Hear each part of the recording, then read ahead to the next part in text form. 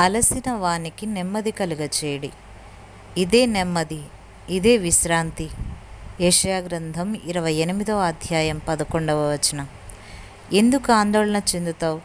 నువ్వు చింతించటం వల్ల ప్రయోజనమేమిటి? నువ్వు ఒక ఓడలో ప్రయాణం చేస్తున్నావు. ఓడ కెప్టెన్ నీకు అధికారం ఇచ్చినా ఆ ఓడను నడిపే శక్తి నీకు లేదు. కనీసం తెరచాపను పైకెత్తలేవు. అయినా నువ్వు చింతిస్తూనే ఉన్నావు. ఓడ నడిపేవాడివి నువ్వు కాదు కదా. నెమ్మదిగా ఉండు. దేవుడే యజమాని. నీ చుట్టూ కనిపిస్తున్న అవాంతరాలు, అడ్డంకులు చూసి దేవుడు తన సింహాసనం మీద లేడని అనుకుంటున్నావా? ఎంత మాత్రం కాదు. ఆయన యుద్ధాశ్వాలు వాయువేగంతో దౌడు తీస్తున్నాయి. పెనుగాలి తుఫానులా ఆయన రథం వస్తుంది. అయితే గుర్రాల కళ్ళాలు ఆయన చేతిలో ఉన్నాయి. తన ఇష్ట ప్రకారం వాటిని పరిగెత్తిస్తాడు. యెహోవాయే సైన్యాలకు అధిపతి. నమ్మికయుంచి మనస్సుని కుదుటపరుచుకో. భయపడకు. ఈ రేయి హాయిగా నిద్రపో. చెలరేగే పెను తుఫానుకి ఎదురై నిలిచింది దేవుడే. దేవుడే, నువ్వు కాదు. హాయిగా నిద్రపో.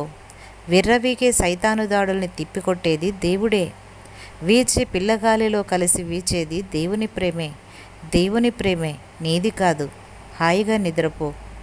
అంగలార్చే వాళ్ళని ఓదార్చేది దేవుని రాజ్యమే. నేను నిన్ను బ్రతిమాలుతున్నాను. నిస్పృహకి తావివ్వకు. ఇది చాలా ప్రమాదకరమైన శోధన. శత్రువు పన్నే కుటిలమైన పన్నాగం. దుఃఖం అనేది హృదయాన్ని కుంచించి ఎండిపోయేలా చేస్తుంది.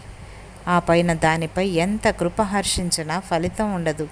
దుఃఖం అనేది చిన్న విషయాల్ని కూడా పెద్దవి చేసి భయంకరమైన రంగుల్లో చూపెడుతుంది.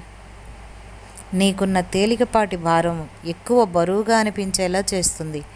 నీ గురించి దేవుని పథకాలు, వాటిని ఆచరణలో పెట్టడానికి ఆయన అనుసరించే మార్గాలు జ్ఞానంతో నిండినవి.